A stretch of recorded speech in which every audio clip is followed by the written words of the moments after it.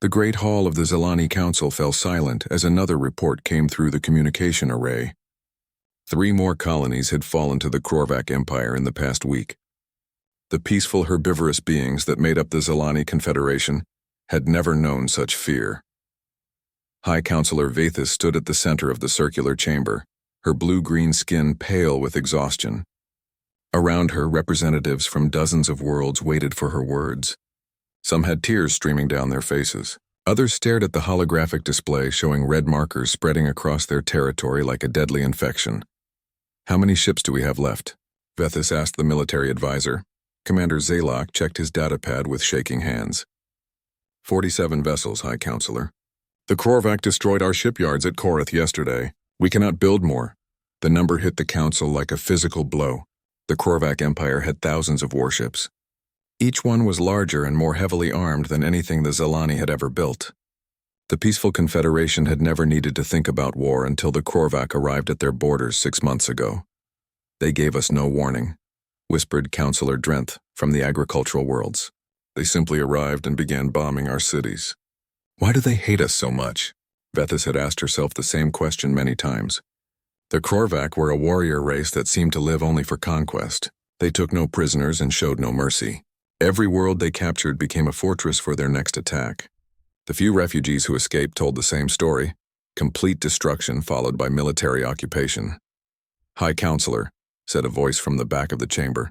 Everyone turned to see Elder Historian Kenth walking slowly toward the center. The ancient Zelani was over 300 years old and spent most of his time in the deep archives beneath the capital city. "Elder Kenth," Vathis said with respect. "You should be in the evacuation ships with the other elders." "I cannot leave," Kenth said, his voice weak but determined.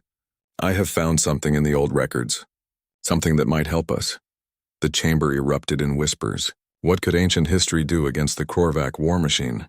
But Vathis raised her hand for silence. If anyone knew forgotten secrets, it was Kenth. "Tell us," she said. Kenth activated a small device that projected a hologram above his head.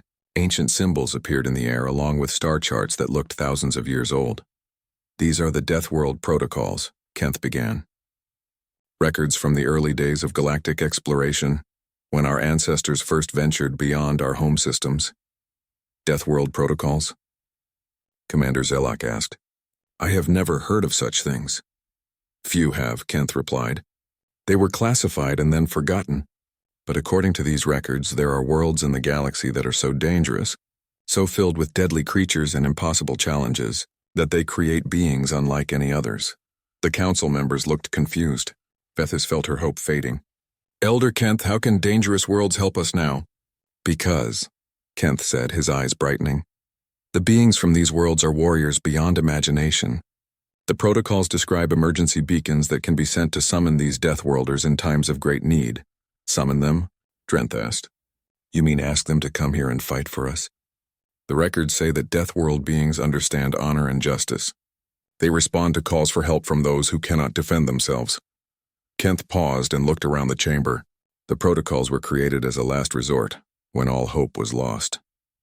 Commander Zalok stepped forward. "Even if such beings exist, how do we know they will come? And how do we know they will not be as dangerous to us as the Korvac?" Kenth touched his device again. New images appeared showing coordinates and technical specifications. "The beacons are already built. They were constructed long ago and hidden throughout our territory.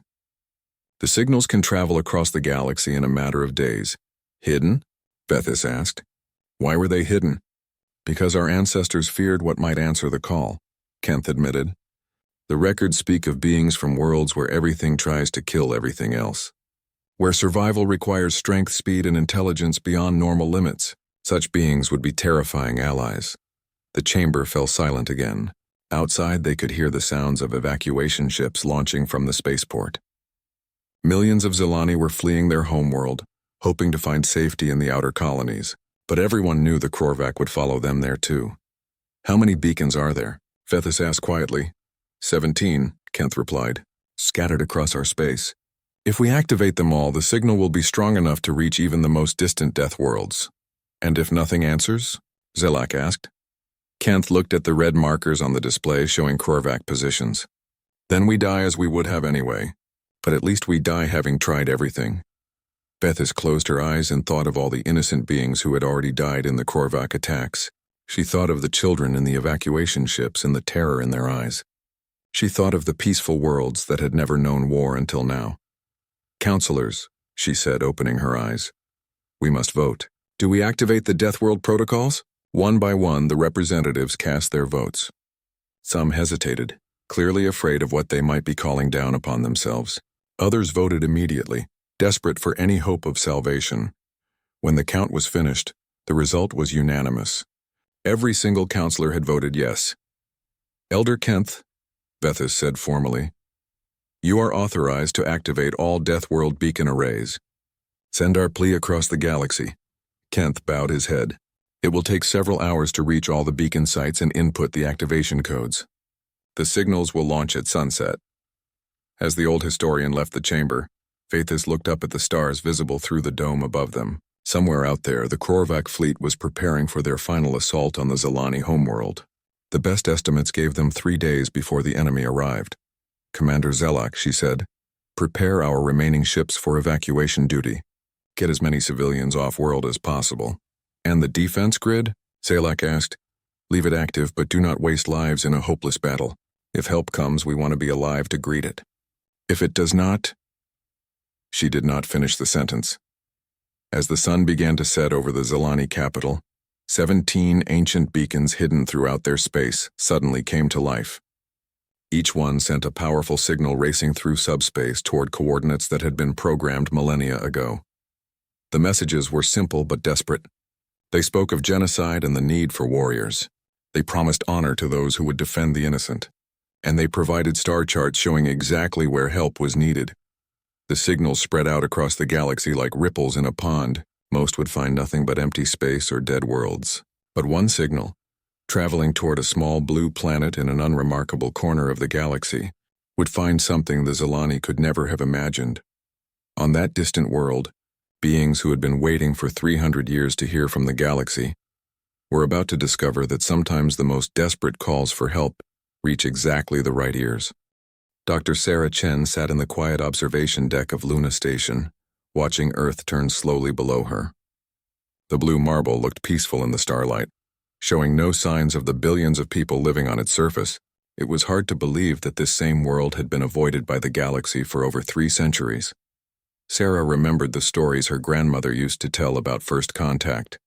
How exciting it had been when the alien scout ship appeared in Earth's solar system. How quickly that excitement turned to confusion when the aliens took one look at humanity and fled in apparent terror. "Still thinking about the old days?" asked Dr. James Park as he joined her at the observation window. James ran the deep space monitoring program that searched for any signs of alien communication. "Every day," Sarah replied. "My whole career has been spent learning dead alien languages from that one brief contact. Sometimes I wonder what we did wrong." James laughed, but there was no humor in it. "According to the records, we did nothing wrong. We sent peaceful greetings. We shared our art and music. We offered friendship. And they ran away like we were monsters." Sarah had read those same records countless times. The alien scout ship had stayed in the solar system for exactly 6 hours, long enough to receive Earth's welcome messages and scan several major cities. Then it jumped away and was never seen again. Every attempt at contact since then had been ignored. "Dr. Chen, Dr. Park," came a voice over the station's communication system. "Please report to Analysis Bay 7 immediately." Sarah and James looked at each other with surprise. Analysis Bay 7 was where the deep space arrays fed their data. It was rare for anyone to be called there outside of normal shifts. They made their way through Luna Station's corridors, passing laboratories and living quarters filled with Earth's best scientists. The station had been built as humanity's primary research facility for studying the galaxy beyond. Even though the galaxy seemed to want nothing to do with Earth, humans kept watching and learning. When they arrived at Analysis Bay 7, they found Dr. Martinez staring at a computer screen with a confused expression. Around her, several technicians were checking and rechecking their equipment. "What's the situation?" James asked. "We've been getting strange signals for the past hour," Dr. Martinez explained. "At first we thought it was equipment failure, but the patterns are too complex. Look at this." She pointed to the screen showing wavelength analysis. The signal looked like nothing they had ever recorded before. It pulsed in complex rhythms and seemed to contain multiple layers of information. "It's definitely artificial," said Technician Williams, "but it's not coming from any known human source. The origin point is approximately 47 light-years away." Sarah felt her heart skip a beat. "Alien signals?" "That's what we're trying to figure out," Dr. Martinez said. "But here's the strange part. The signal seems to be directed specifically at Earth, like someone is trying to talk to us." For the next 3 hours, the team worked to decode the mysterious transmission. Sarah used every xenolinguistic technique she had learned, comparing the signals to the brief alien communications from 3 centuries ago. Slowly, patterns began to emerge. "I think I've got something," Sarah announced. The room fell silent as everyone gathered around her workstation. "The signal contains mathematical constants," she explained, pointing to her analysis. "Pi, the golden ratio, prime number sequences. It's a universal language designed to be understood by any intelligence." "What's it saying?" James asked. Sarah took a deep breath. "It's a distress call. Someone is asking for help." Dr. Martinez leaned closer to the screen. "Help with what?" "Give me a few more minutes," Sarah said, her fingers flying over the keyboard. The signal was incredibly complex, but she was beginning to see the structure. Whoever sent this message had been very careful to make it as clear as possible. Finally, she sat back with a shocked expression. "They're under attack. An entire species is being destroyed by something called the Krorvak Empire. They're asking for warriors to come and defend them." "Warriors?" Williams asked. "Why would they ask Earth for warriors?" Sarah stared at the screen for a long moment. "Because they think we're Deathworlders." The room erupted in confused voices. James held up his hand for quiet. "Explain that, Sarah." "The message refers to us as warriors of the Forbidden World. They're calling for help from beings they believe are incredibly dangerous fighters. They think Earth is a death world, and that we're some kind of super soldiers." Dr. Martinez shook her head. "That's ridiculous. Earth is a garden world. Sure, we have some dangerous animals and weather, but we're not monsters. To us, Earth is normal," Sarah said quietly. "But what if to the rest of the galaxy our world really is impossibly dangerous? What if the reason that scout ship fled 3 centuries ago wasn't because they were afraid of us personally, but because they couldn't believe anything could survive on a planet like Earth?" The team fell silent as the implications sank in. Humanity had always assumed they were just another species in a galaxy full of life. But what if they were wrong? What if Earth really was more dangerous than they realized? "There's more," Sarah continued, reading from her translation. "The signal contains star charts and tactical information. They're showing us exactly where they are and what they're fighting against. This isn't just a cry for help. It's a military briefing." James studied the star charts appearing on the screen. "Those coordinates are about 47 light-years away. The same distance as the signal origin. Which means," Dr. Martinez said slowly, "someone is fighting a war and they want Earth to join in." Over the next hour, more signals arrived from different directions. Each one carried the same basic message but with additional details. By the time they were finished analyzing everything, the team had a clear picture of the situation.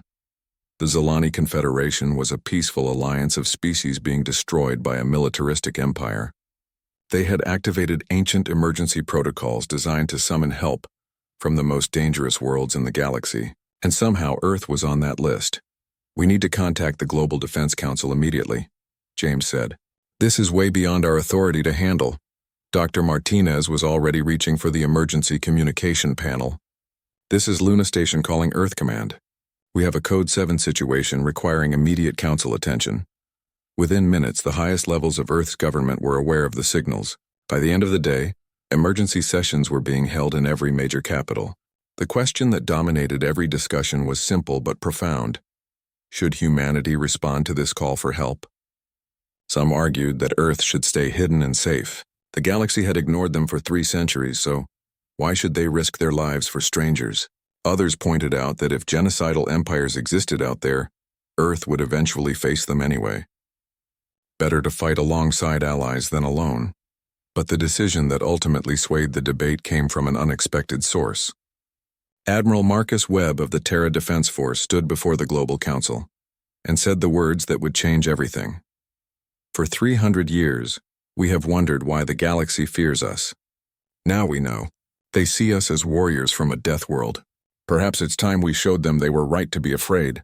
Not of us, but of what we do to those who commit genocide. The vote was unanimous. Earth would answer the call.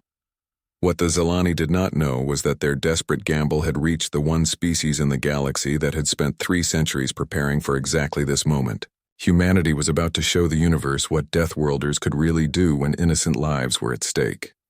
Admiral Marcus Webb stood on the bridge of the TDF Invictus, watching through the massive viewport as the largest fleet in human history assembled around Earth. Ships stretched from Luna to Mars, their running lights creating a constellation of artificial stars. Every vessel humanity had ever built was here, along with thousands that had been constructed in secret over the past 3 centuries. Final count. "Admiral," reported Captain Foster from the communications station, 51,736 vessels ready for jump. All crews aboard and systems green. Webb nodded, though the numbers still amazed him. When the Global Council had voted to respond to the Zilani distress call, they had unleashed 300 years of careful preparation. Humanity had not been idle during their galactic isolation. They had been getting ready for war. "Any word from the advanced scouts?" Webb asked.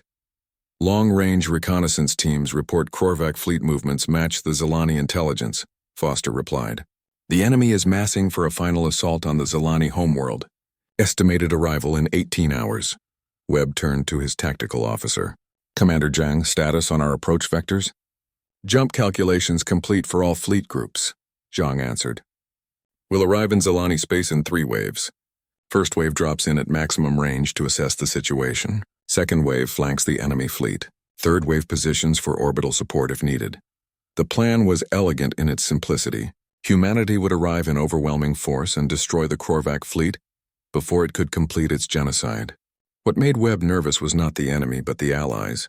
Humans had never fought alongside aliens before. "Admiral," came a voice from behind him. Webb turned to see Dr. Sarah Chen approaching with a datapad in her hands. The linguist had been assigned to his flagship to help with communication during first contact. "Dr. Chen," Webb said, "any luck with the translation protocols?" "Some progress," she replied, showing him the datapad. "I've managed to decode more of their language from the distress signals. But Admiral, there's something you need to know about the Zilani." "What is it?" Sarah hesitated for a moment. "They're not warriors, sir, at all. According to their transmissions, they're a peaceful species that has never fought a war before the Korvac invasion. They have no military tradition, no weapons technology, nothing. They're basically farmers and artists who got attacked by an empire." Webb absorbed this information. "So they really are helpless against this Korvac empire?" "Completely," Sarah confirmed.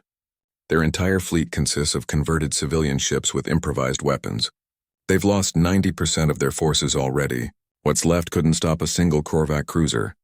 "Then we're arriving just in time," Webb said grimly. He activated the fleet communication system that would reach every ship in the Armada. "All vessels, this is Admiral Webb. In 10 minutes we jump to war." Across the vast fleet, 50,000 ship captains listened to his words. Some commanded massive dreadnoughts that could crack moons. Others flew nimble fighters designed for precision strikes. All of them were crewed by humans who had trained their entire lives for this moment. "The enemy we face calls itself the Korvac Empire," Webb continued. "They are a species that lives for conquest and shows no mercy to the innocent. They have been destroying peaceful civilizations across the galaxy for generations. Today that ends." In the fighter bays of the fleet carriers, pilots checked their weapons one final time. In the engine rooms of the battleships, engineers monitored the massive reactors that would power humanity's first galactic war. On every bridge, captains studied tactical displays showing enemy positions. "The beings we go to defend are called the Zilani," Webb went on. "They are peaceful farmers who called out in desperation when faced with genocide. They believe we are warriors from a death world. Today we prove them right." The 10-minute countdown began. Throughout the fleet, jump drives hummed to life. Energy readings spiked as the largest military formation in human history prepared to cross 47 light-years in an instant. "Remember," Webb concluded, "we fight not for conquest, but for justice. We fight not for glory, but for the innocent. And we fight as one. Earth expects every human to do their duty." The countdown reached 0. Space around Earth erupted in brilliant flashes as the entire fleet jumped simultaneously. For a brief moment, the solar system was almost empty, except for the orbital stations and supply ships. 47 light-years away, The Korvac Empire was about to learn what happened when someone threatened a species under humanity's protection. The first wave of human ships dropped out of hyperspace at the edge of the Zilani system. What they found was carnage on an unimaginable scale. Debris from destroyed Zilani vessels drifted in massive clouds. Several planets showed the scars of orbital bombardment. And bearing down on the last inhabited world was a Korvac fleet of over 2,000 ships. "My God," whispered Captain Torres of the reconnaissance cruiser Pathfinder. "They really are trying to wipe them out completely." The Korvac vessels were brutal-looking things, all sharp angles and heavy armor. They moved in perfect formation toward the Zilani homeworld, their weapons already charging for bombardment. On the planet's surface, the last few million Zilani waited for death. "All reconnaissance vessels, this is Admiral Webb," came the transmission from the Invictus as the second wave arrived. "Begin target identification. Flag any civilian ships or stations." The human fleet spread out across the system, their advanced sensors mapping every Korvac position. What they saw confirmed the intelligence reports. This was not a military operation, it was an extermination. "Admiral," reported Captain Singh from the destroyer Mongoose, "I'm reading massive life signs on the planet. Millions of them. The Korvac fleet is in perfect position for planetary bombardment." "Understood," Webb replied. "All ships weapons free. Protect those civilians at all costs." The third wave of human vessels materialized exactly where planned, between the Korvac fleet and the planet. 50,000 human warships suddenly filled space around the helpless world, their weapon systems already locked onto enemy targets. For a moment, there was absolute silence. The Korvac fleet, which had been seconds away from beginning their bombardment, found themselves facing an enemy force 25 times their size. Ships that had never seen combat before were suddenly staring at weapons that could destroy them with a single shot. "This is Admiral Marcus Webb of the Terran Defense." "Force!" came the transmission on all frequencies. "Korvac vessels, you are ordered to withdraw immediately from this system. Any hostile action will be met with overwhelming force." The response came from the largest Korvac ship, a massive dreadnought bristling with weapons. "Unknown fleet, you interfere with Korvac conquest. Withdraw or be destroyed." Webb's reply was simple and final. "Negative. Stand down or be destroyed." The Korvac commander apparently decided that no enemy could possibly match their superiority.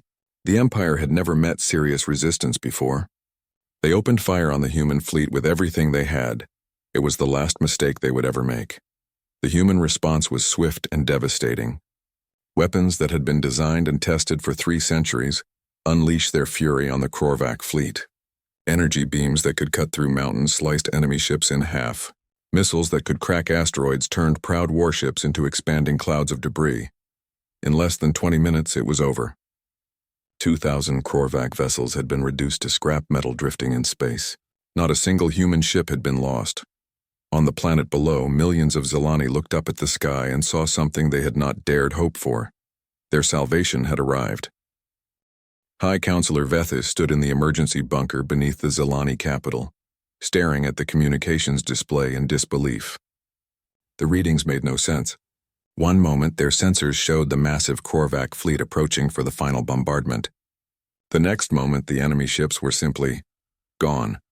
"Counselor," said Commander Zelak, his voice shaking with confusion, "I'm reading massive debris fields where the Korvac fleet used to be, and something else." "What else?"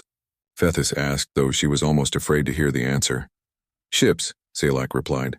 "Thousands of them. Unlike anything in our databases. They're positioned in a defensive formation around our world." The bunker fell silent except for the hum of life support systems. Every Zilani present was trying to understand what had happened. The Korvac Empire had never been defeated before. Their fleets were unstoppable. Yet somehow, in less than an hour, they had been completely destroyed. "Are we receiving any communications?" Vethis asked. "Yes, Counselor," replied Communications Officer Thren. "Multiple signals on various frequencies. But they're using a language I don't recognize." Vethis felt a chill run through her body.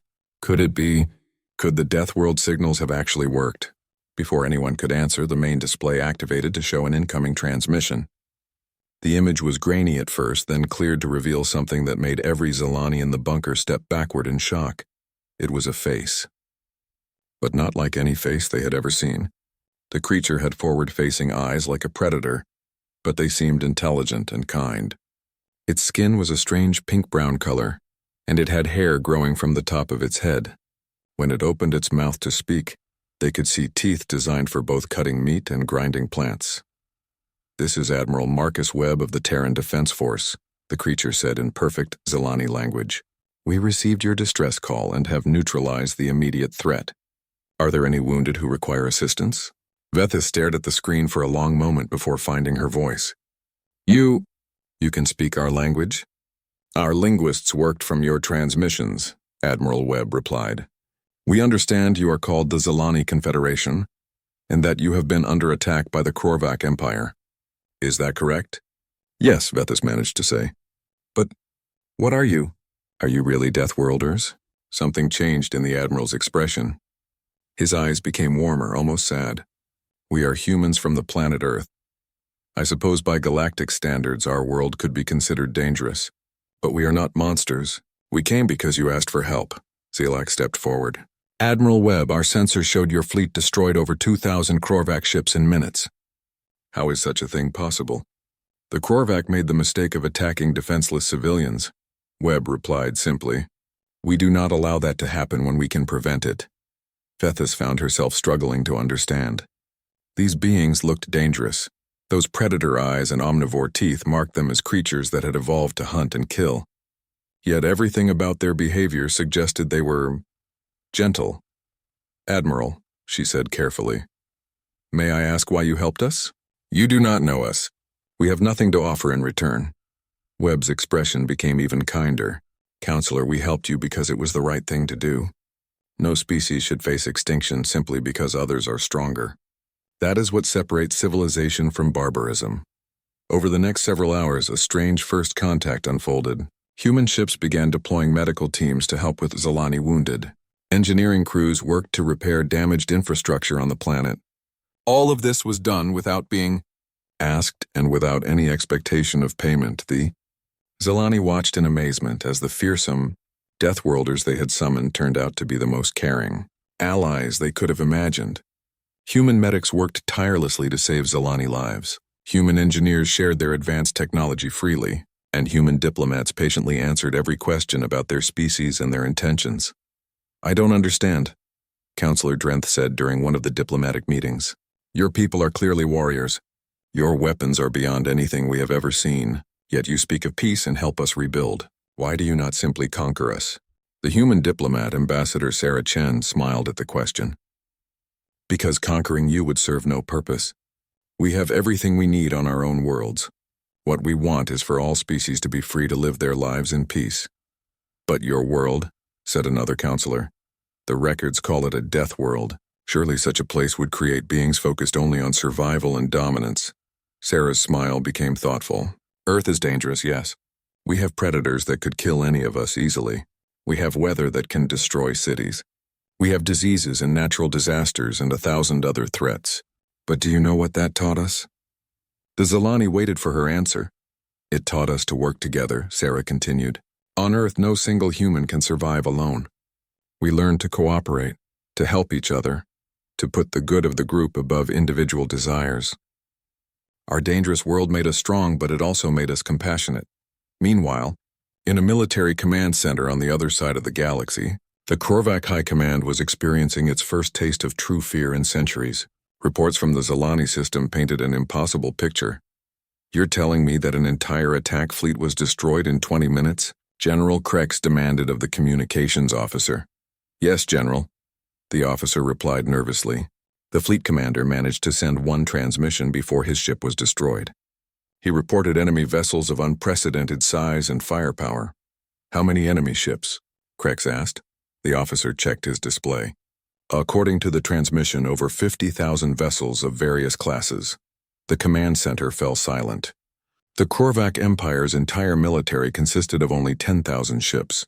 They had never faced an enemy with superior numbers before, let alone superior technology. "What do we know about these humans?" asked Admiral Voss from the Naval Command Center. "Very little," replied Intelligence Chief Dorvac. "Our databases show no record of contact with this species. The attack fleet's sensors indicated their technology is significantly more advanced than ours. General Krex studied the tactical display showing Korvac territory. Red markers indicated their conquered worlds, while blue markers showed their remaining fleets. For the first time in his career, those fleets looked small and inadequate. "General," said another officer, "we're receiving reports from our border worlds. Human ships have been spotted in several systems. They appear to be liberating our conquered territories." "Liberating?" Krex asked. "Yes, sir. They're destroying our occupation forces and then helping the local populations rebuild. They're not taking control of the worlds themselves. They're just freeing them." The implications began to sink in. The Korvac Empire had built its power by conquering those too weak to resist. Now they faced an enemy that was not only stronger than them, but also dedicated to undoing their conquests. "How long until they reach our core worlds?" Krex asked quietly. The tactical officer ran quick calculations. At their current rate of advance, approximately 6 weeks. For the first time in Korvac history, the empire that had terrorized the galaxy found itself facing a superior enemy. And unlike their previous victims, these humans seemed to have no interest in conquest or mercy. The hunters had become the hunted. The Korvac Empire was about to learn what it felt like to be on the wrong side of overwhelming force. Back in Zilani space, Admiral Webb stood on his bridge watching human and Zilani ships working together to clear debris from the battle. It was a good start, but he knew the real war was just beginning. The Korvac Empire would not give up easily, and Earth had committed itself to seeing this through to the end. The galaxy was about to discover what happened when someone made the mistake of threatening those under humanity's protection. General Krex stood in the primary command center of the Korvac homeworld, watching the tactical display with growing desperation. Over the past 6 weeks, red markers representing Korvac-controlled worlds had been turning blue at an alarming rate. The human fleet was systematically liberating every conquered territory in the Empire. "Status. Report," he demanded. "We have lost 70% of our occupied worlds," reported Admiral Voss. "The humans arrive, destroy our occupation forces, and then help the local populations rebuild. They leave no garrisons behind." "How is that possible?" Krex asked. "No empire can hold territory without leaving forces behind." "They're not trying to hold territory, General," said Intelligence Chief Dorvac. "They appear to be genuinely liberating these worlds and then leaving them alone. It's unlike any military strategy we've ever encountered." The truth was even more disturbing than Krex realized. The human fleet wasn't just winning battles. They were doing it without taking casualties. Korvac forces that had terrified the galaxy for centuries were being swept aside like insects. "What about our core fleets?" Krex asked. "Surely they can make a stand against these humans." Voss checked his communications display. Battle Group 7 engaged a human force at Korvac yesterday. They reported enemy vessels unlike anything in our database. The entire battle group was destroyed in 18 minutes. Krex slammed his fist on the tactical table. 18 minutes? Battle Group 7 had over 400 ships. "Yes, sir," Voss replied quietly. "The humans appear to have weapons and defensive systems far beyond our current technology. Our best estimates suggest they are at least 2 centuries ahead of us in military development." For the first time in his long military career, Krex began to understand what the Korvac Empire's victims had felt when his fleets appeared in their skies. The helplessness, the terror, the knowledge that resistance was futile. "Open a communication channel to the human fleet," he ordered. "Sir?" Dorvac asked with surprise. "If we cannot defeat them, perhaps we can negotiate with them," Krex said grimly. The main display activated to show Admiral Webb's face. The human looked older than he had 6 weeks ago, but his eyes held the same determination that had destroyed the Korvac war machine. "General Krex," Webb said politely. "I was wondering when you would call." "Admiral Webb," Krex replied, trying to maintain his dignity despite the circumstances. "I wish to discuss terms for ending this conflict." "Very well," Webb said. "Our terms are simple. Complete withdrawal from all conquered territories, reparations to the survivors of your genocides, and submission to a galactic tribunal to answer for your crimes against sentient life." Krex felt his blood boiling. "Those terms are unacceptable. The Korvac Empire does not surrender." "Then the Korvac Empire will be destroyed," Webb replied calmly. General, you have 48 hours to begin evacuation of your remaining occupied worlds. After that, we will remove your forces by any means necessary. The transmission ended, leaving the Korvac command center in stunned silence. For a species that had never known defeat, the concept of surrender was almost incomprehensible. General, said Admiral Voss after a long pause, perhaps we should consider the humans' terms. Our remaining fleets are no match for their technology. No, Krek shouted. We are Korvac. We do not bow to inferior species. But even as he spoke the words, Krex knew they were no longer true. The humans had proven themselves superior in every possible way. Not just militarily, but morally as well. While the Korvac conquered and destroyed, the humans liberated and rebuilt. Dorvac cleared his throat nervously. General, there is one more option we have not considered. What? Krex demanded. A direct assault on the human homeworld, Dorvac said quietly. If we can destroy their home planet, perhaps they will withdraw. The idea was desperate and probably suicidal, but Krex found himself considering it. If the Korvac Empire was doomed anyway, why not take their enemies with them? How many ships do we have left? He asked. Approximately 3,000 vessels in various stages of readiness. Voss replied. Prepare them all for an assault on Earth. Krex ordered. If we cannot have victory, we will at least have revenge. What General Krex did not know was that his communications were being monitored by human intelligence. Within hours of his decision, Admiral Webb was studying tactical reports about the planned Korvac assault. They're really going to try it, said Captain Foster with amazement. 3,000 ships against Earth itself. It's a desperate move, Webb replied, but also incredibly dangerous to civilian populations. We cannot allow them to reach the solar system. Sir, said Commander Zhang, we could intercept them long before they reach Earth. Our early warning systems extend 50 light-years in all directions. Webb nodded, but his expression remained troubled. Prepare the fleet for interception, but also send word to Earth Command. If any Korvac ships get through, they need to be ready. The message reached Earth within hours. What Admiral Webb did not expect was the response he received from the Global Defense Council. Admiral, came the transmission from Fleet Admiral Harrison on Earth. We appreciate the warning, but it's unnecessary. If the Korvac want to see what Earth's defenses look like, we're happy to show them. The Korvac assault fleet jumped toward Earth 3 days later, following coordinates obtained from captured galactic navigation charts. General Krex personally commanded the operation from his flagship.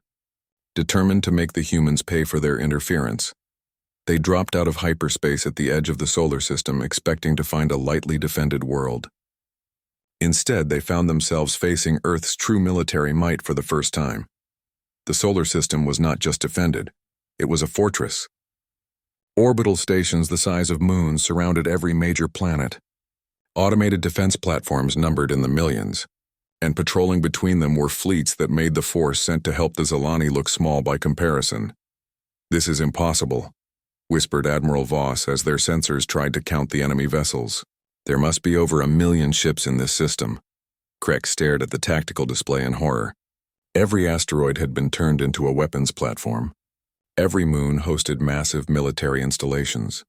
And Earth itself was surrounded by defensive rings that could probably stop a planet-killer missile. General, said the communications officer with a shaking voice, we're receiving a transmission from Earth. Fleet Admiral Harrison appeared on the main screen, his expression one of calm professionalism. General Krex, welcome to the Sol system. You are completely surrounded and outgunned by approximately 1 million to 1. I strongly suggest surrender. Never, Krex screamed, though his voice cracked with fear. All ships, attack! Show these Deathworlders that Korvac do not fear death. The Korvac fleet charged toward Earth with everything they had.